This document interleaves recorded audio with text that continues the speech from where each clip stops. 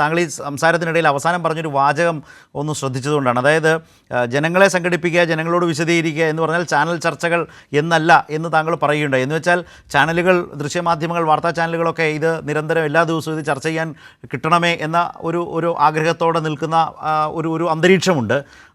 അതിനല്ല CPM, അതല്ല അതിൻ്റെ പോംവഴി എന്നാണോ? ചാനൽ ചർച്ചകളിൽ ഇതിന് അനന്തമായി വിഷയത്തെ നീട്ടിക്കൊണ്ടു പോകാനുള്ളൊരു ചാനൽ മനോഭാവങ്ങളുണ്ടെങ്കിൽ അതിന് തങ്ങളില്ല എന്നാണോ CPMൻ്റെ മനോഭാവമാണോ താങ്കൾ ഈ പറഞ്ഞത്? തീർച്ചയായും ശരത്ത് പറഞ്ഞ വളരെ കറക്റ്റാണ്.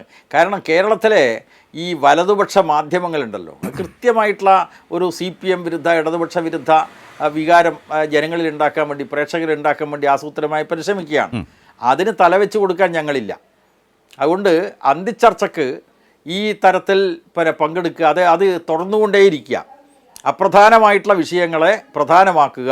ഇത് വലതുപക്ഷത്തിൻ്റെ ഒരു മാർക്സിസ്റ്റ് വിരുദ്ധ, ഇടതുപക്ഷ വിരുദ്ധ അജണ്ടയാണ്.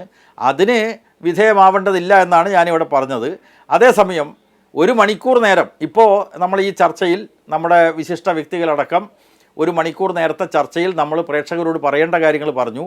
ഇനി അൻവർ ചില മീറ്റിങ്ങൊക്കെ നടത്തുന്നുണ്ടല്ലോ, സ്വാഭാവികമായിട്ടും അദ്ദേഹത്തിൻ്റെ വാദഗതികൾക്ക് മറുപടി പറയാൻ ജനങ്ങളെ ബോധവാന്മാരാക്കാനുള്ള ശ്രമങ്ങൾ വേണം എന്നതാണ് ഞാൻ പറഞ്ഞതിൻ്റെ അർത്ഥം. ശരി.